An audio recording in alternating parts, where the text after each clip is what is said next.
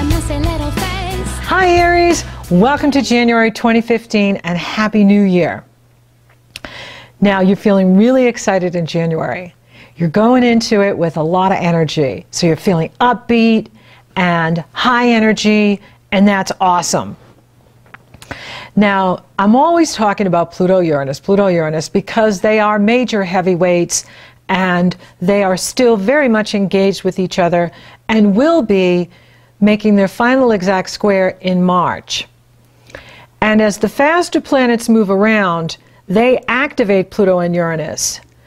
For instance, the Cancer full moon on January 4th is at 14 degrees 31 minutes Cancer, and Pluto is coupled with the Sun, forming a powerful T-square with Uranus and the Moon. So for you, this has to do with what you're doing in the world and your foundation. The Moon is in Cancer. Cancer is 4 signs from you. So you are looking at your home, your personal foundation, and how you take care of yourself. This is a wonderful energy to really build up your reserves, your emotional reserve, your physical reserve, your financial reserve. And the stronger your reserves, the more you can do in the world. So you're feeling upbeat in January, you're feeling really excited. As you go into the month, the Moon is in Gemini on the first day. That's positive energy. That's a party energy.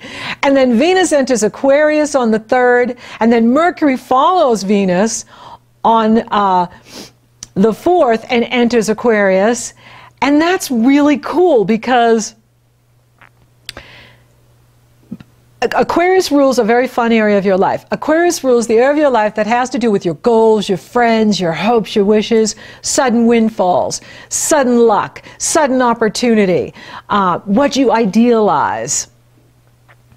And so having the goddess of love and the messenger in that area, it's pouring positive energy into you and it's uplifting you, it's inspiring you, you're really looking at your goals, you're really looking at where you're networking, your friends, and so you're really excited and happy and positive. And then we've got, you know, the godfather over there, Pluto. I'll make you an offer you can't refuse, in the area of your work and career. And so you've got some heavy-duty stuff to look at as far as career goes. Now, many of you have already made, you know, major changes in this area, and this has been going on since 2007. So I'm not saying you've got to continue to make such big changes. However, we have the Sun sitting next to Pluto, squaring Uranus, opposing the Moon at the Cancer full moon on the 4th.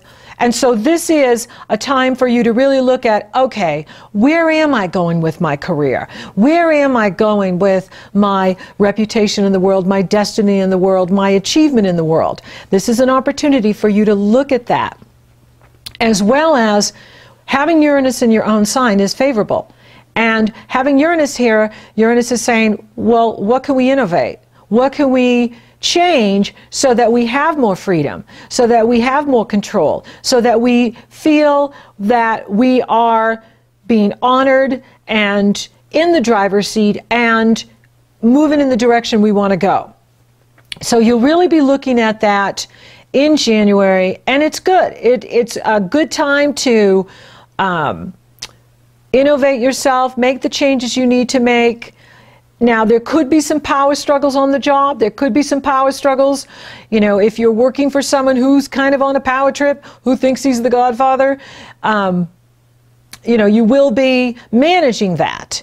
And, you know, what changes can you make so that you feel more effective at your job? What changes can you make so that you don't feel, you know, bullied, dominated by, you know, people that are on a power trip where you work? Now, for those of you that own a business, this can be colleagues, it can be clients, it can be people you collaborate with, you know, so it's an opportunity to own your power, and you are a powerful sign, and make sure you're doing what's right for you. Now, I've given lots of tools in the year ahead about setting your intention for 2015, creating your 2015, getting on your own personal path in 2015.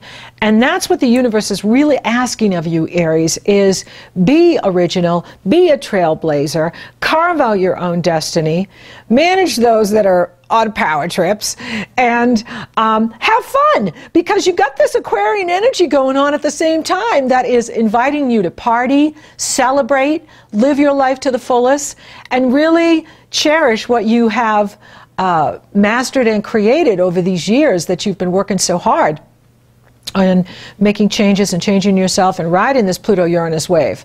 Now,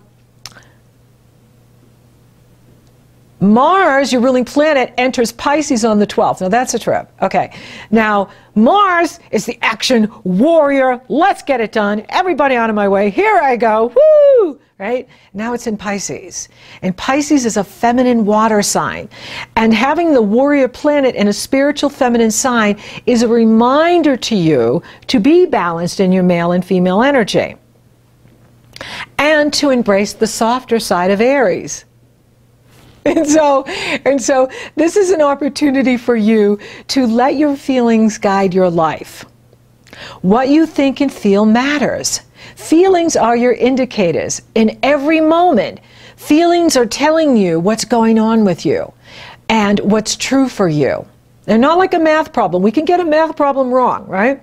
We can try to balance our checkbook and go, where are those numbers coming from, right?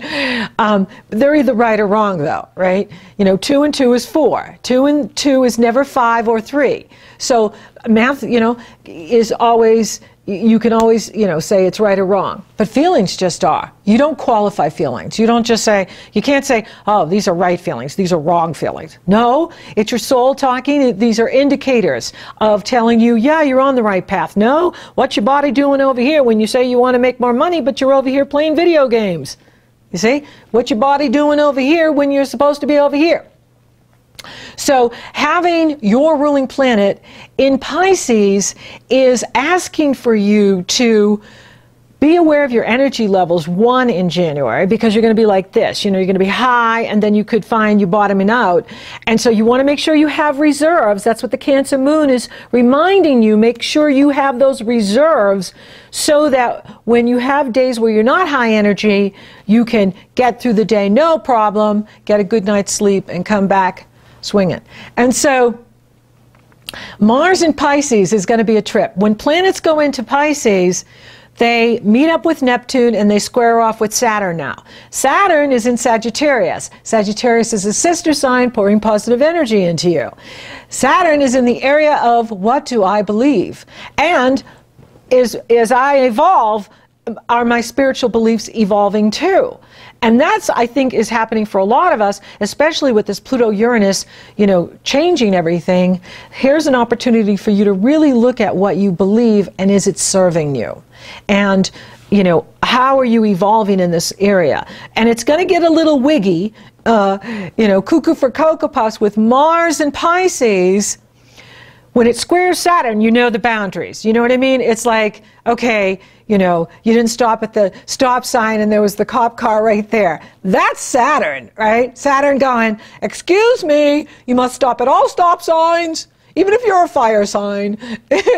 And so with Neptune, and then, so Mars is squaring Saturn on the 15th. It goes into Pisces on the 12th, and it squares Saturn on the 15th. Watch your energy level in the middle of the month.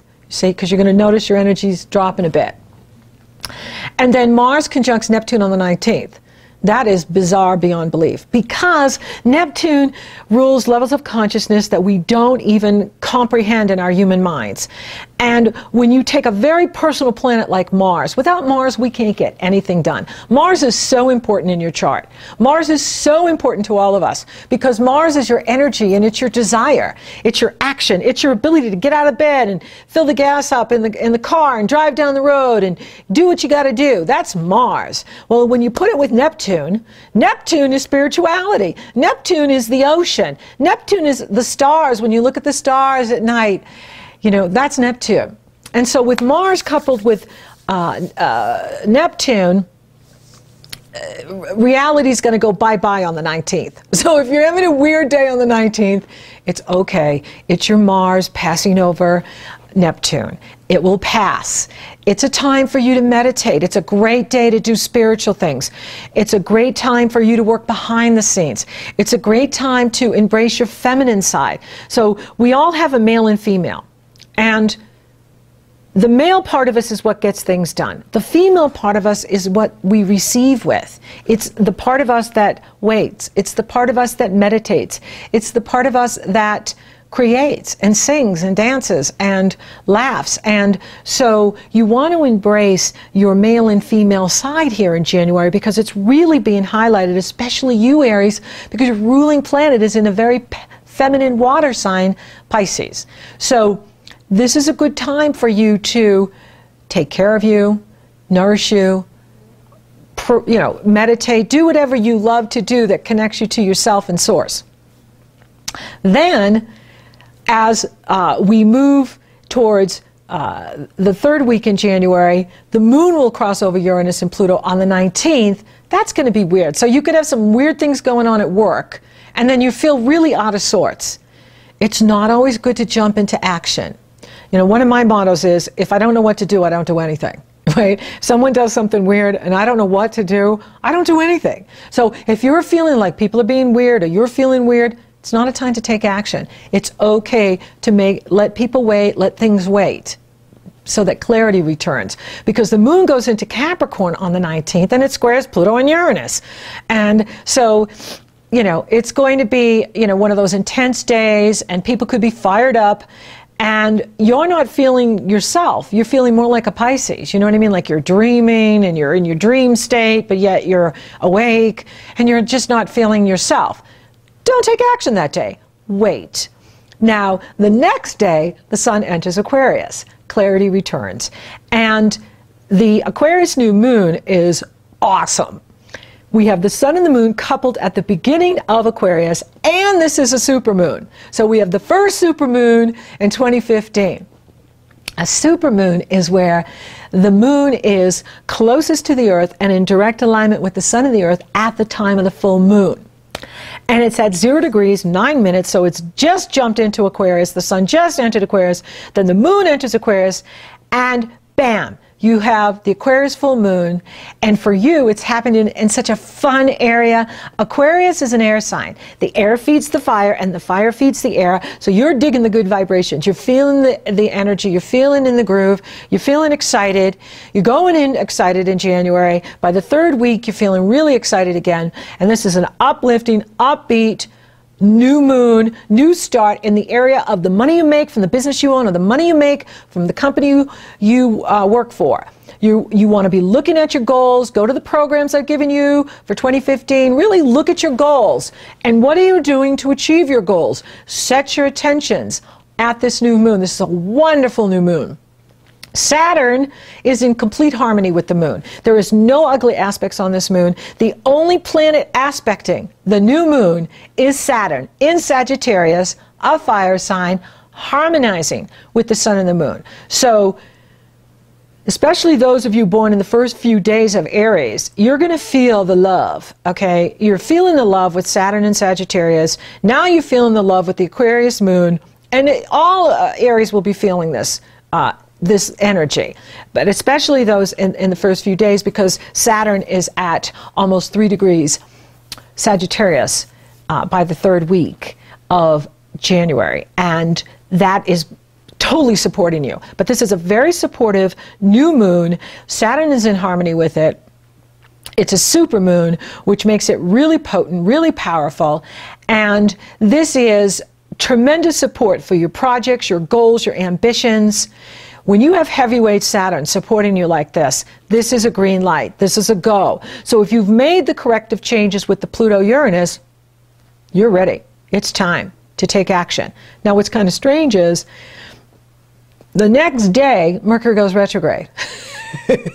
It's like the universe just loves to throw those curveballs in. Okay, guys, you ready to go? Oh, and by the way, you got to stop and redo this, or re-look at this, or recheck this. Now, Mercury retrograde does not always mean redo something. It can mean research something. It can mean, anything with the word RE in front of it. Redesign, re-implement, re-strategize. relook at something. It's a wonderful time to do your homework and research. Now, life goes on, business goes on. You have to do what you got to do. So Mercury will be retrograde January 21st through February 11th. It starts out on the 21st at 17 degrees Aquarius, and it moves all the way back to 1 degrees Aquarius. Now, for you, it's happening in a very fun sign, very fun area of your life. And I think the Mercury retrogrades in 2015 are going to be easier than last year because they're in all air signs, and Mercury rules Gemini, which is the sister sign to Aquarius. So Mercury likes being in Aquarius. He absolutely loves it. They're both brainy, and so he's like, yeah. Now for you, this could be bringing back friends to you. It could be bringing back old colleagues you used to work with. It's going to give you an opportunity to rethink your goals, rethink your ideals and what you're going for, rethink, the money that you're making and what steps you can take to make more money in 2015. It's a wonderful energy for you, Aries. You're going to like this. And you're getting a fresh start in this area. This is 11 signs from you, and so it rules the 5th and the 11th are the fun houses. And so having Aquarius in this area, and then next month you'll have the Leo full moon. Wow, you're just gonna, it's good. And so you're feeling really good in January. And Venus enters Pisces on the 27th, and then the Sun will couple with Mercury on the 30th. So this is a time for you to really pay attention to messages, okay? When Mercury is retrograde, it's a time to really look at what you're doing and not be in a hurry for anything. Being impatient can, being impulsive and impatient can really cost you. But if you're patient and you're really looking at things and you're doing your homework, the rewards are tremendous, because this is a very positive energy for you, and it's uplifting you, and it's inspiring you, and it's carrying you into February. And pay attention to messages that come to you at the end of the month. Pay attention to messages that you get at the Cancer full moon on the 4th. Pay attention to messages you're getting once everything moves into Aquarius through into February, because this is a time for you to really look at where you're doing, where you are, what you're going, and how you're going about it. So when I look at January for you, Aries, there's a huge focus going on in your work, your outward contribution to society, your reputation in the world, your profession in the world, your destiny in the world, what you do in the world. There's also this focus going on with Uranus still working with you, like how can you make some changes that make your life better, make you better? How can I innovate so that I am achieving my goals? There is, opportunity here for emotional fulfillment in your personal life and family life and relationships. There's a strong focus going on in the area of your ideals, feeling lucky, a sudden windfall, sudden breakthrough, sudden opportunity, your hopes and wishes coming true. I really like what I'm seeing here for you in January. It's good. It's strong. So for those of you looking for love, I'm not seeing it so much. That'll come next month in February. That doesn't mean it can't happen. Just because I don't see it doesn't mean it can't happen. Jupiter is retrograde in that area. So anybody you meet is going to be actually someone you've been with before, either in this life or a prior life at this time, until Jupiter goes direct on April 8th. Anything can happen. I'm seeing more of the focus going on you building a strong personal foundation and you going after your career goals in January, really focused on work. I'm seeing that really strong. As well as you are working on your spiritual growth, and that is just going by quantum leaps, and you know it, you feel it, you are just, growing spiritually, and it's beautiful what's happening here with you.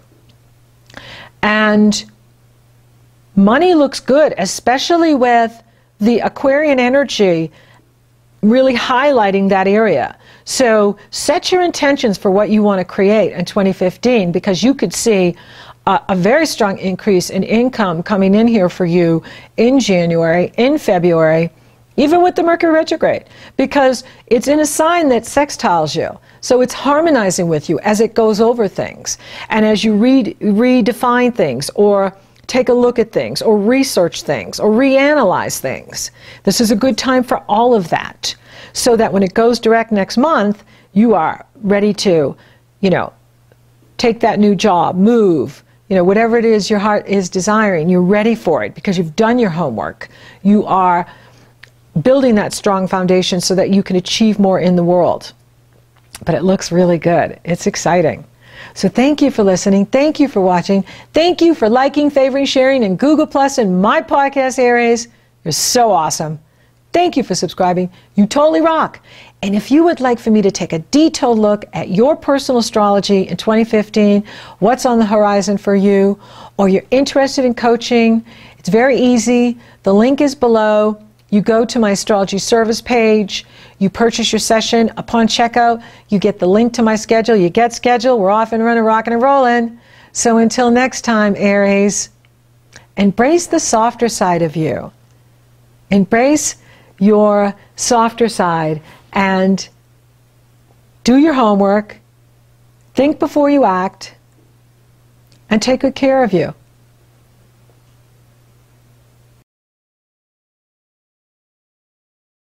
Who cares if the sky cares to fall in the sea? Who cares what banks fell at Yonkers? As long as you've got the kiss that conquers, why should I care?